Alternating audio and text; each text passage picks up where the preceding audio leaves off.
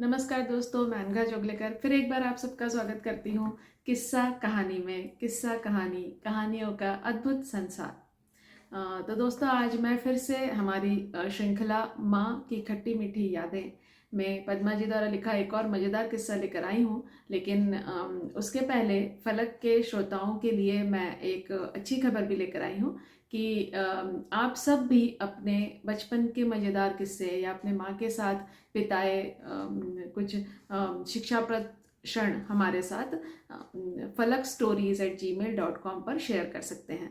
हम उन्हें पढ़ेंगे और पूरी कोशिश करेंगे इसी तरह स्क्रीन पर शेयर करने की। तो आइए अब सुनते हैं पद्मा जी द्वारा लिखा गया आज का किस्सा।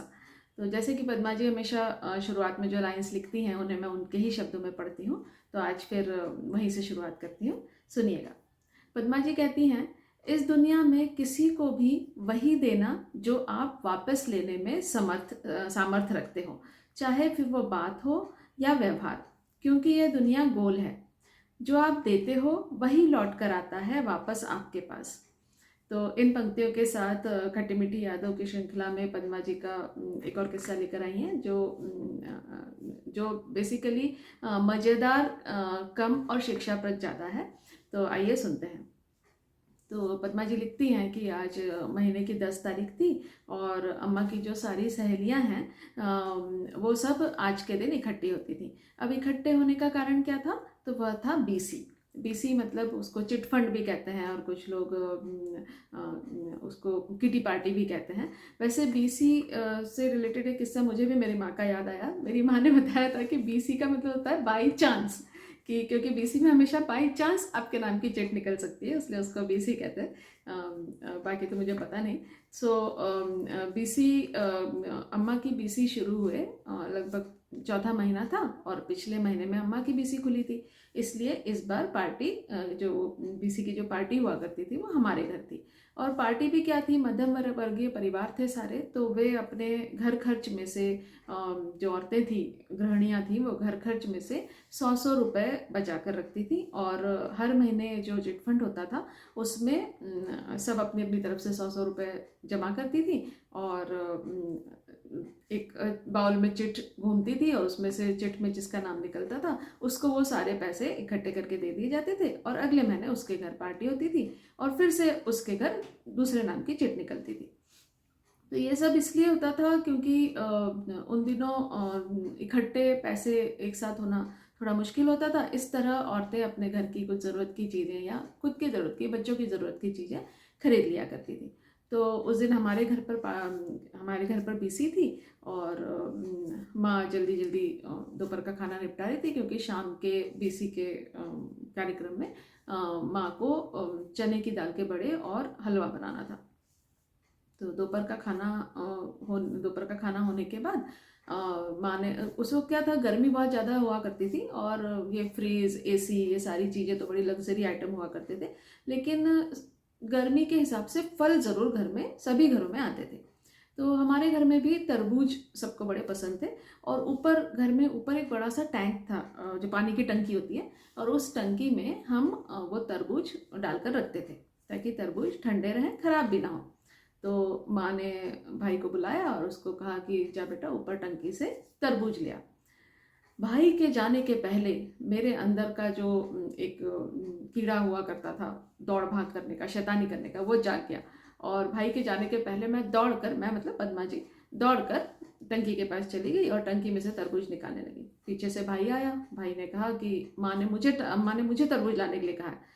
तो मैंने कहा कि हाँ, तो क्या हुआ, मैं भी मदद कर सकती हूँ। ऐसे करके हम में लड़ाई भिड़ाई हुई, जो अक्सर हुआ करती थी, थोड़ी बहुत मारपीट भी हुई और फाइनली हम दोनों एक बड़ा सा तरबूज टंकी से निकाल के ले आए। तरबूज माँ ने काट के दिया, वहीं के वहीं हमने तरबूज खाया। और तब क्या था, हमारे घर के पास ही एक चौराहा था, ऐसे चबूतरा था, चौराहा नहीं सॉरी चबूतरा था। चबूतरे पर हम हमारे घर की सारे जो पील्स होते हैं, जो आजकल हम जिसे ग्रीन वेस्ट कहते हैं, तो छिलके हुए या कुछ भी घर का बचा हो तो हम वहाँ पर रख देते थे ताकि गायें आकर खा लेती थी। तो माँ ने मुझे कहा कि पद्मा, जा ये तरबूज के छिलके चबूतरे पर रख कर आ।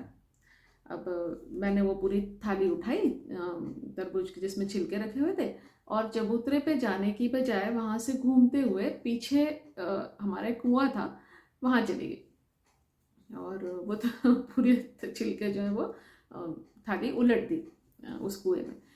वापस आ गई। वापस आकर देखा तो माँ धनिया काट रही थी, धनिया मिर्ची प्याज सब कटा हुआ रखा था। माँ कोई ढूंढ रही थी, अम्मा कोई ढूंढ रही थी। मैंने धीरे से पूछा, अम्मा क्या ढूंढ रही हो? तो अम्मा ने कहा, पता नहीं पद्मा, चाकू नहीं मिल रहा, मैं बड़े देर से चाकू ढूंढ रही हूँ।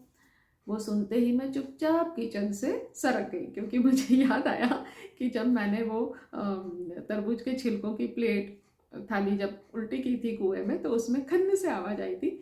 मैं दौड़ कर गई, जाकर मैंने देखा वो कुआं सूखा हुआ था। मैंने झांक कर देखा तो नीचे से चाकू चमक रहा था।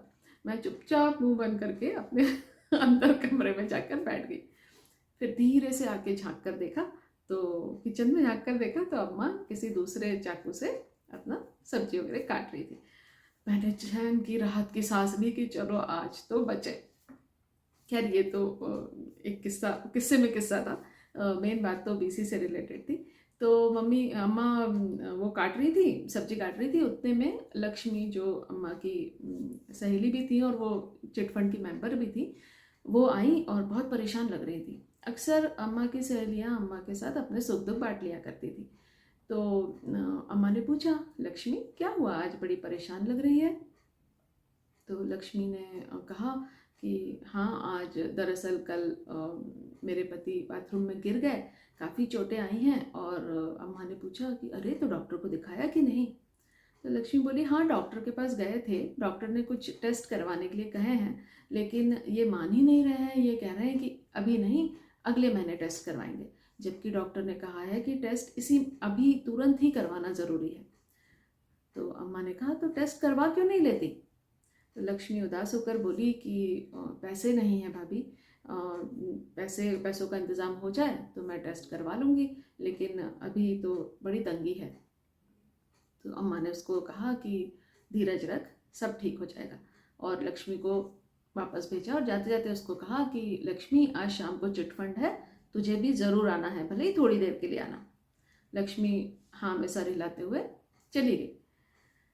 थोड़ी देर बाद अम्मा ने मेरी दीदी को बुलाया। दीदी को कहा, 2 बाउल में 15-15 चिट तैयार कर, क्योंकि बीसी में 15 मेंबर्स थे, तो लगभग 1500 रुपये जमा हो जाते थे। तो अम्मा ने दीदी से कहा कि एक बाउल में सबके नाम की एक एक चिट बना, और दूसरे बाउल में सारे 15 चिट्ठों पर लक्ष्मी लिख के दूसरा बाउल बना। दीदी को कुछ समझ में नहीं आया। दीदी ने कहा, अम्मा ऐसा क्यों? ऐसा क्यों कि एक में अलग अलग नाम और एक में सब में लक्ष्मी आंटी का नाम रखना है? अम्मा ने कहा, तू ज़्यादा दिमाग मत लगा, जो मैं कह रही हूँ वो कर। दीदी बेचारी डर के चुप हो गई। उसने 2 बाउल बना दिए।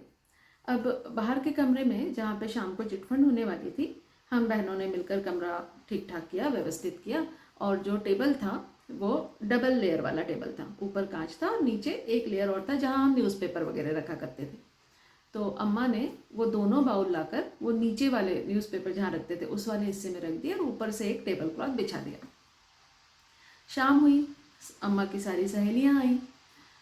सारी सहेलियों ने मिलकर खूब मतलब अच्छी धूमधाम होती थी, गाना बजाना, किस्से सुनाना, हंसी मजाक, चुटकुले, सब बहुत बढ़िया, एकदम बढ़िया माहौल बन गया था। अब आखिरी में बारी, लक्ष्मी भी आ गई थी और आखिरी में बारी आई चिट निकालने की। तो अम्मा ने नीचे से एक बाउल निकाला जिसमें सबके नाम लिखे हुए थे, और वो सारी चिट्ठें सारी औरतों ने, जितनी मेंबर्स थे उन सब ने पढ़ी। सब में सबके नाम लिखे हुए थे, सारी चिट्ठी, सबके नाम की एक एक चिट थी। सब संतुष्ट हुए, सबने बाउल में चिट्ठें डाल दी और अम्मा ने फिर से वो बाउल टेबल के नीचे सरका दिया। थोड़ी देर बाद एक छोटे बच्चे को बुलाया गया जो वो चिट निकालने वाला था। उस समय अम्मा ने उस बाउल को निकाला नीचे से और उस बच्चे को चिट निकालने को बोला। बच्चे ने जैसे ही चिट खोली, उसमें लक्ष्मी का नाम निकला। लक्ष्मी का नाम निकलते ही वो इतना खुश हो गए, उनकी आंखों से आंसू आने लगे, क्योंकि उस वक्त उन्हें पैसों की बहुत ज़्यादा ज़रूरत थी। वो सब मेंबर्स ने मिलके पैसे लक्ष्मी को दिए और अगले महीने उनके घर पार्टी का तय होकर बीसी ख़त्म हो गई, सब अपने अपने घर चले गए। तब मुझे समझ नहीं आया कि लक्ष्मी आंटी का ही नाम कैसे निकला। तब अम्मा ने बताया कि जब मैंने पहली बार बाउल दिखाया था तो उसमें सबके नाम थे, लेकिन जो बाउल मैंने बच्चे की चिट निकालने के लिए निकाला, उस बाउल में सिर्फ 15 की 15 चिट लक्ष्मी नाम की बनी हुई थी। और ऐसा मैंने इसलिए किया क्योंकि लक्ष्मी को इस वक्त पैसों की बहुत ज़्यादा ज़रूरत थी, तो चिट फंड उसके नाम से निकलनी ज़रूरी थी। तो ऐसी थी हमारी अम्मा, जो सबके सुख दुख में काम भी आती थी, मदद भी करती थी, और बहुत ही दूरदृष्टि से सूझबूझ के साथ अपना पूरा योगदान देती थी अम्मा। क्योंकि अम्मा यदि सीधे लक्ष्मी के हाथ में पैसे दे देती तो वो शायद पैसे लेने से मना कर देती, इसलिए अम्मा ने अपने इस तरह से प्लान करके उनकी मदद की, और जिसका किसी को अंदाज़ा भी नहीं हुआ, किसी को पता भी नहीं चला कि इस तरह से आज लक्ष्मी की बीसी निकली है। आशा है, निराशा है, यही जीवन की परिभाषा है। अम्मा। नमस्कार दोस्तों, और हाँ, अपने खुद के किस्से भेजना ना भूलिएगा। ईमेल याद रखिएगा, falakstories@gmail.com। धन्यवाद।